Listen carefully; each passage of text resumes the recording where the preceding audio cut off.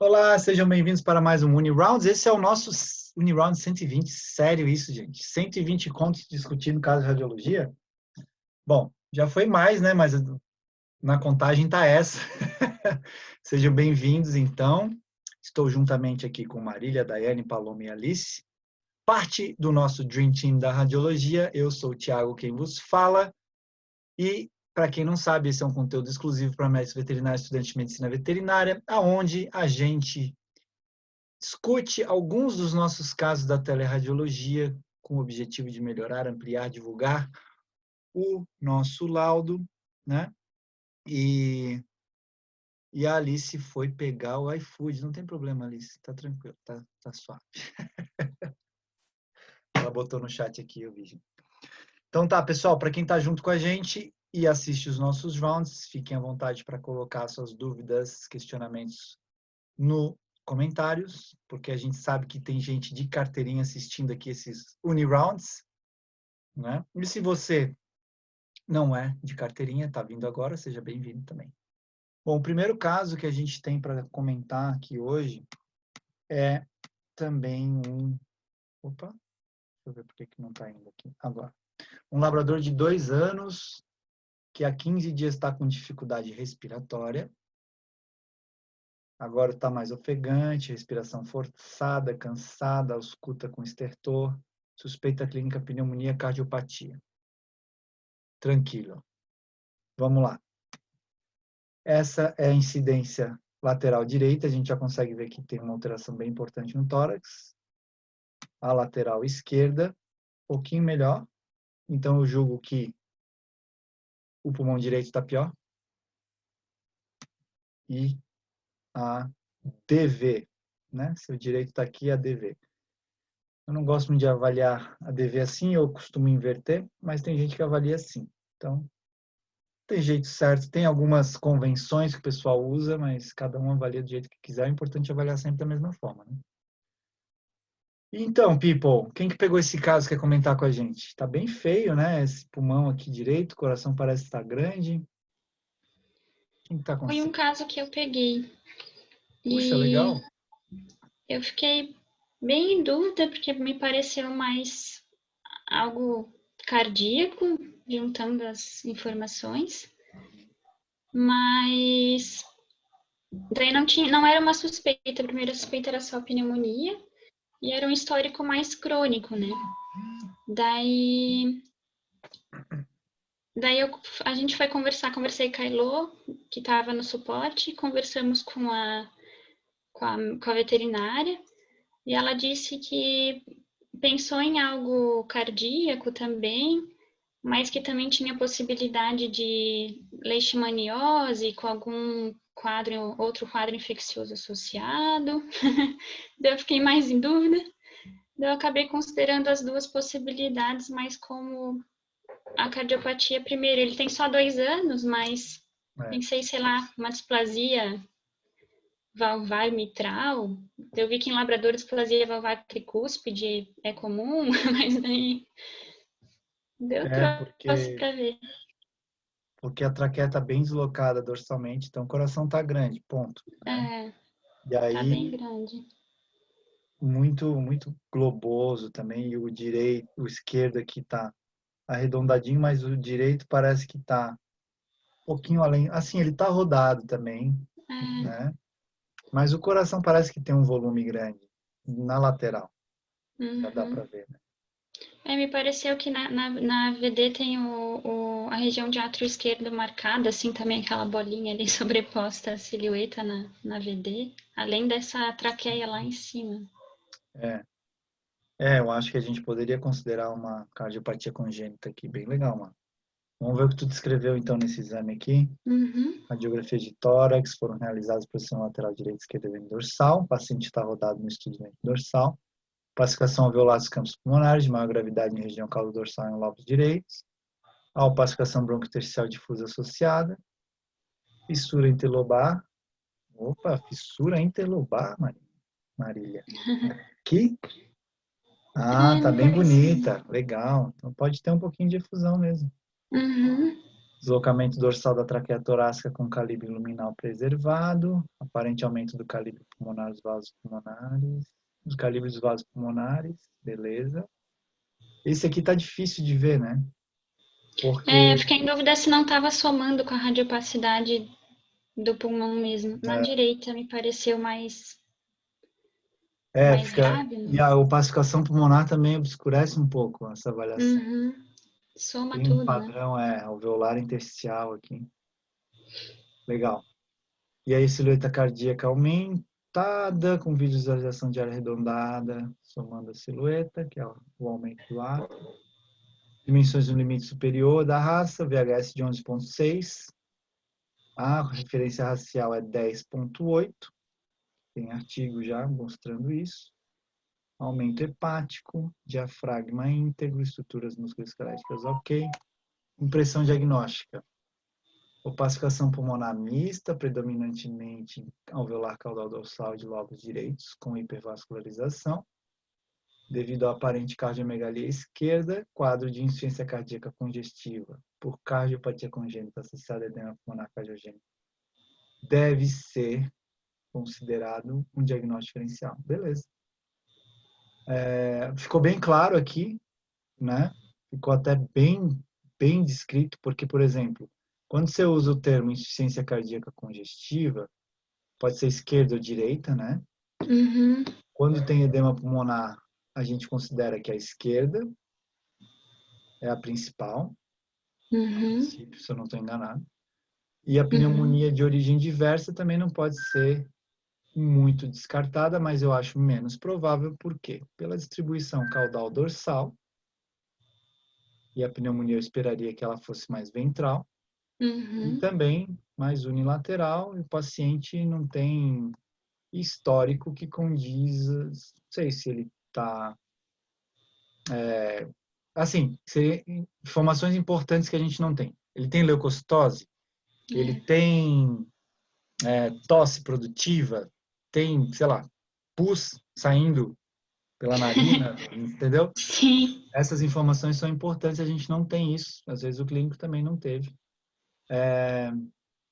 Para a gente conseguir direcionar um diferencial. Um O que me diferencial... deixou mais em dúvida. Ai, desculpa. Pode O que falar. me deixou mais em dúvida, sim, foi os 15 dias de dificuldade respiratória, que eu pensei, será que poderia ser um edema incipiente que foi progredindo aos poucos? E daí ela comentou também, na conversa com ela, além de que tinha suspeita de leishmaniose com algo associado, que ele tinha às vezes engasgos. Daí eu não sabia se isso era uma tosse ou se era só no momento pela dificuldade respiratória mesmo. Daí... Sim, sim. Edema pulmonar não cardiogênico poderia ser um diferencial, mas com o coração aumentado é menos provável, né?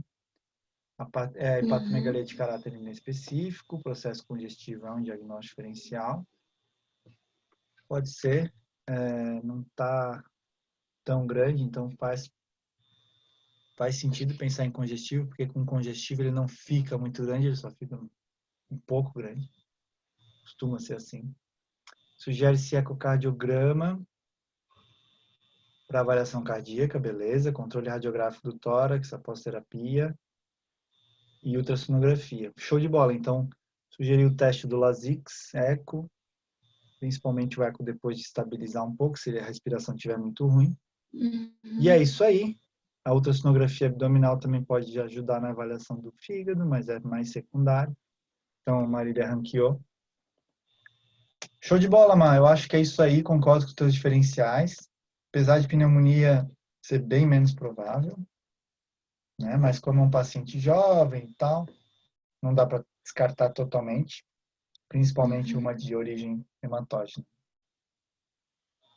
Show! Beleza. Muito bom. E lembrando, né, tem várias formas de escrever isso, né? Tipo, os achados no tórax indicam tal coisa. Também poderia resumir, né? Mas assim ficou bem legal também. Gostei. Alguém tem alguma opinião? Dai, Paloma, Alice? Queria fazer uma pergunta, na verdade. Se a gente poderia encontrar uma imagem parecida num caso de dirofilariose? Olha, eu acho que é uma excelente pergunta. Eu esperaria talvez vasos mais calibrosos, mas eu acredito que Dirofilaria. Se fizer sentido na região que esse paciente mora, eu acho que poderia entrar como diferencial também. Uhum. Aonde que ele é, Marta, sabe? É do interior de São Paulo, mas a cidade eu não sei. Tá, interior de São Paulo tem, né? Imagino que tenha. É, Eu sei que lá tem muita leishmaniose, é, mas eu acho que tem. É, eu até botei parasitária pensando, mas eu não sabia se era um lugar que tinha. Poderia ter perguntado para veterinário também, né? Mas não sabia se é um lugar que tem com é, endêmico ou não. eu acho que Dirofilaria, a Paloma tem um viés importante aí, porque ela mora numa região que tem que provar que não tem Dirofilaria, né? É, tem Senão todo mundo é bastante. suspeito. É. E a Quase gente, igual a Erlic agora. Nossa. é, e eu e a Marília, a gente trabalhava numa região que tinha pouca Ehrlich e pouca Dirofilaria. Uma região nobre do Uhum. país, né? Vou colocar assim. Não, tô brincando. Por conta da temperatura muito fria, né? E tinha menos, bem menos. Mas pegava, assim, de quando vinha do litoral. Legal. Eu acho que Dirofilaria poderia entrar sim. Uhum. Boa, boa. Eu também costumo, assim, não considerar muito Dirofilaria, porque na região a gente não pegava muito, a gente acaba usando menos, né? É, acaba esquecendo dela. É, Ou pensa e fica, não, mas vai ter aquele vazão, aquele é, coraçãozão, e na verdade não necessariamente, né? é. E teve algum feedback desse caso, mano? Ainda não, até a gente pediu, mas ainda não, Ainda não. Vamos ainda descobrir não. então. Mas eu acho que Dirofilaria seria uma boa também para a gente conseguir aqui, Uhum. como E diferencial. É, juntando tudo, né? já vou anotar aqui para a gente não esquecer também. Uhum. Eu colocaria assim, ó, dirofilariose. Não pode ser descartado.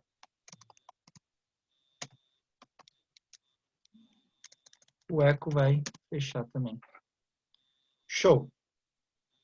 E só para colocar, 2 anos, né? Porque 2 anos tá tudo bem, dá para pensar em cardiopatia congênita também. Mas eu não sei, às vezes a cardiopatia congênita ela traz clínica até antes, né? Antes, né?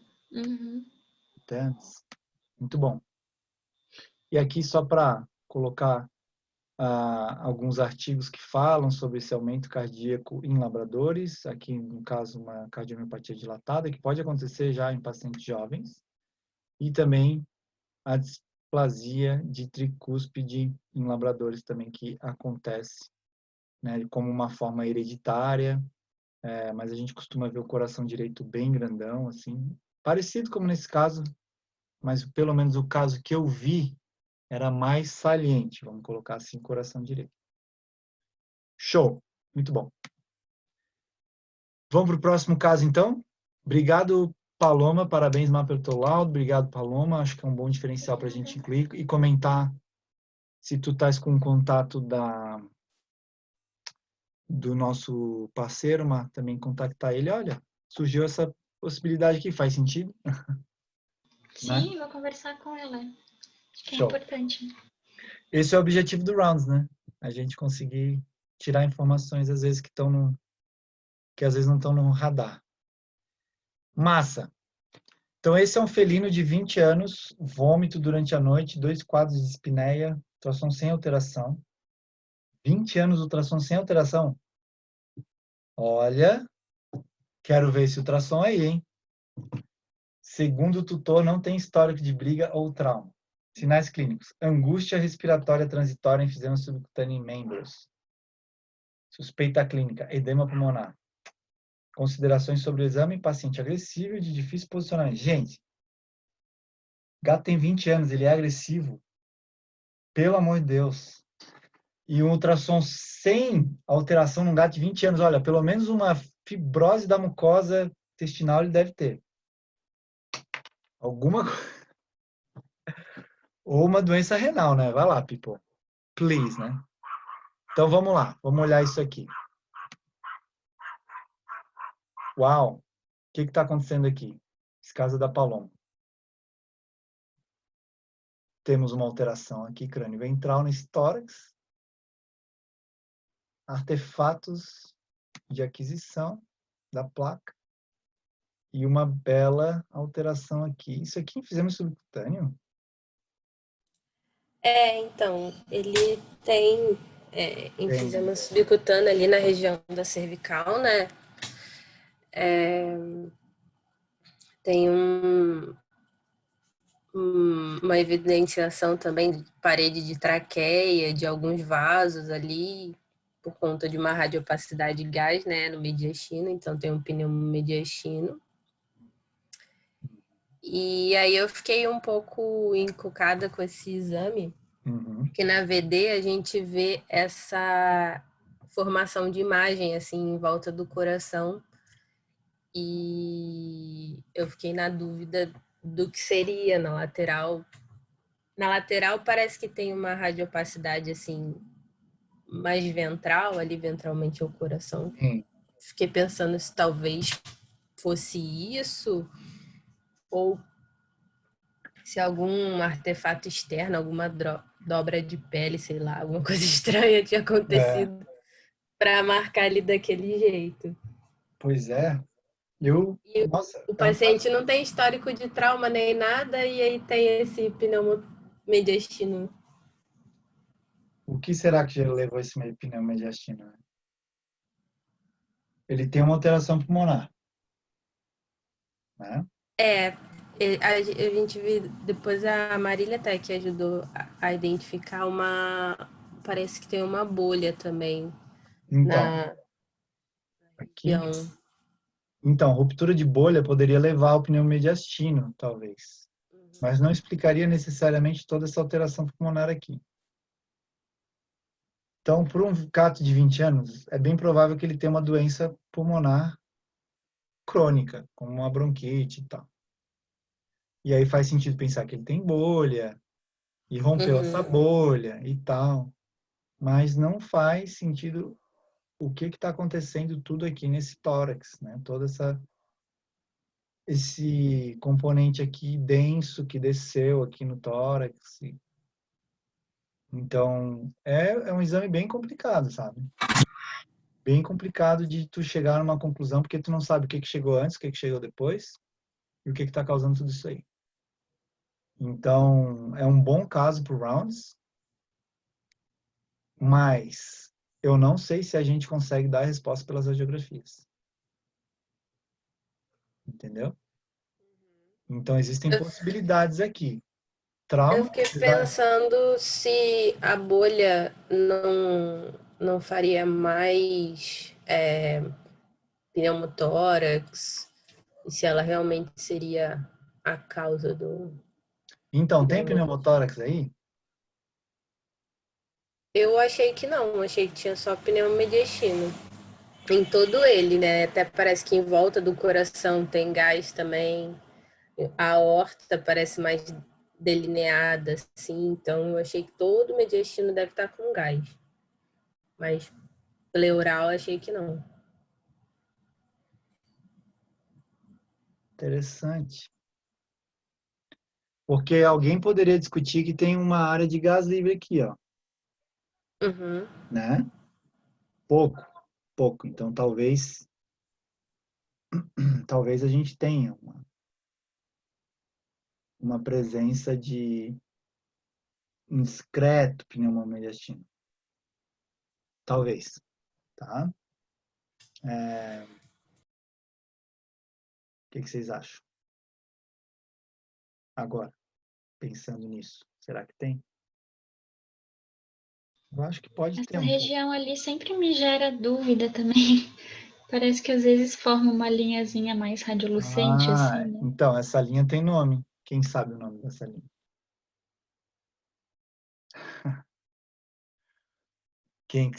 É um artefato, é uma miragem. Não é a verdadeira. Tem um nome para essa linha. Quem sabe? Daiane sabe, Daiane. Não, isso não ensinei vocês na residência. Eu não lembro. Mas, até porque eu acho que eu não sabia. Mas na radiografia, a gente vê, inclusive aqui, né, esse contorno aqui ósseo, ó. Tem uma linha entre o osso e o tecido dos moles, não tem? Tem uma linha. Agora, se eu pegar, deixa eu ver se eu consigo fazer anotações aqui. Não sei se eu consigo, deixa eu ver se eu consigo. Se eu pegar aqui, ó, consigo, tá, gente? Deixa eu fazer a anotação. Vou desenhar. Se eu pegar essa diferença aqui do osso para o tecido mole, né? E vamos dizer que se eu colocar um papel aqui e tapar essa linha, essa linha para de existir. Mas essa aqui não é um exemplo tão bom. Deixa eu ver se eu tenho um exemplo melhor, porque essa linha é muito fininha. Mas essa linha que acontece aqui, que a Márcia referiu, né?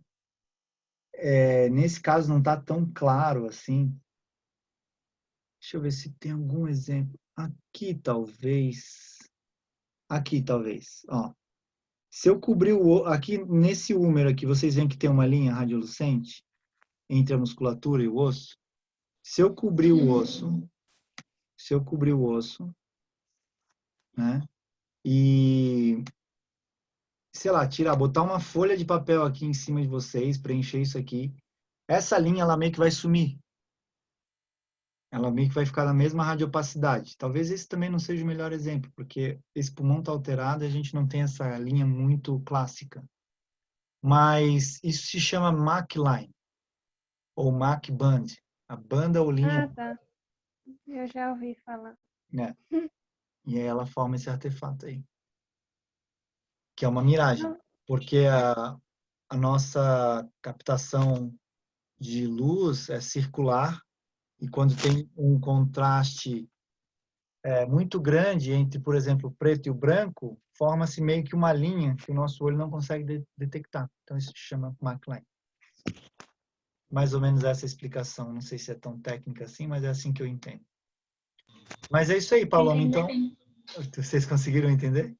Eu já ouvi falar e sempre só pensei nesse efeito em ossos.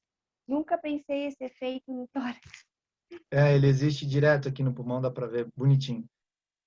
Só que nesse exemplo eu não estou sendo tão feliz para explicar para vocês, porque eu gosto de fazer isso com uma folha de papel. Então tu tapa aqui, né, a parte que tu acha que tem essa linha e tu vê que não faz diferença nenhuma depois, né? É bem louco isso. Enfim, Paloma, caso bem difícil, e eu sei porque eu peguei um caso bem parecido semana passada, onde a gente ficou mirabolando sobre o pneumomediastino, de onde que estava vindo, se era bolha, se não era, se era outra coisa. Terminou que não temos como ter uma conclusão muito clara e saber por que que isso aconteceu. Eu acho, estou julgando que esse é o caso desse paciente também, né? Então, o que que eu falaria aqui? Provavelmente a técnica não está ajudando tanto, mas eu consigo ver um ou outro brônquio espessado, então eu falo, ele tem uma doença pulmonar crônica, ele deve ter tido alguma bolha que rompeu e pode ter causado mediastino. Trauma, apesar do histórico não ser compatível com isso, a gente nunca pode excluir totalmente, porque ninguém fica olhando 24 horas o paciente para me falar com certeza que ele não caiu, não brigou, né? Então a gente aceita, não, beleza, não tem um histórico conhecido de trauma. E eu também não estou vendo nenhuma fratura e nada para achar isso. Mas eu não posso descartar essa possibilidade 100%, praticamente nunca, né? Só que nesses casos a gente deixa menos provável, talvez. E esse efeito aí no coração? Então, eu acho que isso tudo aqui, eu não sei exatamente, eu acho que é essa opacidade aqui. Eu também achei que é. Tá? E aquela mais periférica no pulmão é essa aqui que está um pouquinho menos radiopaca. Então, ele tem um padrão alveolar, né? Ele tem um padrão intersticial alveolar mais periférico, um padrão alveolar mais circundando a silhueta cardíaca aqui, que está muito estranho, para falar a verdade, porque ele não segue nenhum caminho de lobo, né? Ele parece que não respeita nenhum percurso de lobo, então, assim, também acho bem louco isso aqui. Difícil de sintetizar algo. Eu não vejo nada nos tecidos moles que consiga explicar isso, a não ser que essa sobreposição tecido mole ali esteja fazendo algum efeito aí nesse tórax também. Não pode ser alguma coisa pleural? Eu não sei, Dai, se pode ser, porque Tipo alguma, efusão, tu por diz? exemplo, eu pensei assim, a primeira vez que pensei nisso, alguma coisa na pleura, entende? Como se fosse algum espessamento, alguma, sei lá, alguma coisa na É pleura. que aqui não é tão caminho da pleura, né? Então, O estranho é que essa imagem não segue caminho de nada, né? Pra gente pensar o Mas que tipo ela assim, poderia a ser. pleura cobre o pulmão, né? Então, sei lá, aí seria mediastino, né? meio atípico, assim. Sei lá. Não sei se pode ser fluido mediastino também. Teve algum feedback nesse caso? Eu pensei em mediastino também, mas daí também não fecha, que nem vocês falam, pensa numa coisa, mas não fecha o caminho. Pensa numa coisa, não fecha o caminho. Teve algum feedback desse caso, não? Eu achei até na VD se esse padrão pulmonar não poderia ser também sobreposição desse Da alteração do tecido mole. efizema subcutâneo ali, Eu acho possível também. sobrepondo. Bem complicado esse exame aqui. Bem complicado. Vamos ver o que tu descreveu, porque a gente não vai fechar o diagnóstico aqui, provavelmente. A gente vai descrever as alterações e tentar chegar em algum diagnóstico diferencial mais provável. Eu acho que é isso. E olha só como o diafragma ele está em formato de tenda, né? E isso me diz que ele tem alguma coisa mais crônica. Legal. Foram obtidas radiografias ortogonais de tórax na projeção lateral direita e lateral esquerda e vento dorsal, dorso central. Presença de radiopacidade de gás entremeado aos tecidos moles, cervicais e mediastino. Divulsionando os planos musculares, evidenciando as paredes da traqueia e os vasos sanguíneos, inclusive a aorta descendente. Muito bom. Também circundando o coração. Região subcutânea de membros torácicos. Tórax e abdômen também apresenta gás, radiolucência gás. Aumento de radiopacidade de interstício alveolar em pulmão direito, pulmão esquerdo com aspecto radiográfico habitual. Presença de área radiolucente circunscrita em região de lobo cranial esquerdo. É a bula, talvez, aqui, que vocês estão descrevendo, né? Silhueta cardíaca ok, traqueia ok, veia cava ok, diafragma, espaço pleural ok. Demais estruturas musculoesqueléticas ok. Então, beleza, sintetizou os achados aqui. Vamos ver o que a gente tem de impressão. Fizemos subcutâneo extenso em região cervical, membros torácico, tórax e abdômen cranial, acompanhado de pneumomediastino, ruptura esofágica ou traqueal são diagnósticos diferenciais de serem considerados. Opacificação em pulmão direito pode estar relacionada a artefatos de expressão de imagem, não sendo possível descartar contusão, pneumopatia inflamatória, edema pulmonar não cardiogênico. Muito ventral, né? Para ser não cardiogênico. Eu colocaria pneumonia, que apesar de gato não gostar de fazer pneumonia, né? Gato não faz pneumonia tão fácil. Então, talvez eu aceite esses seus diferenciais também como uma boa, Paloma. Área radiolucente circunscrita, em região de lobo cranial esquerdo, com suspeita para bolha pulmonar. De acompanhamento radiográfico de tórax em 24 horas. Tomografia computadorizada de tórax também é indicado. Legal. A ruptura de bula também poderia incluir ali, né? A ruptura esofágica também pode ser.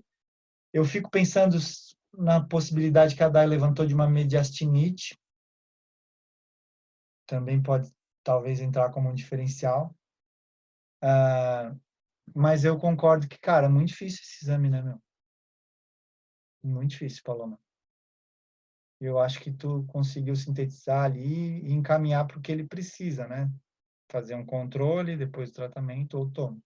A tomo ia ser ideal nesse caso, sem dúvida. Conseguir fechar direitinho o que está acontecendo. O problema é que... E vai que ele tem uma perfuração ali só subcutânea e ninguém viu. Sim, tem várias No possibilidades. caso dele ter uma mediastinite ou até uma pleurite, não sei, de repente ele teria mais efusão ou não necessariamente? A pleurite, eu acredito que sim. Na mediastinite, eu acho que já teria suficiente ali para caracterizar talvez alguma coisa. Mas bem complicado, né? Eu acho que faz sentido até pensar numa mediastinite nesse caso. Por conta da alteração que não segue nenhum lobo pulmonar e está circundando o coração. Né? Então, ali na reflexão pleural, na região mais ventral do mediastino, por que não a gente pensar que pode ter um acúmulo ali naquela região?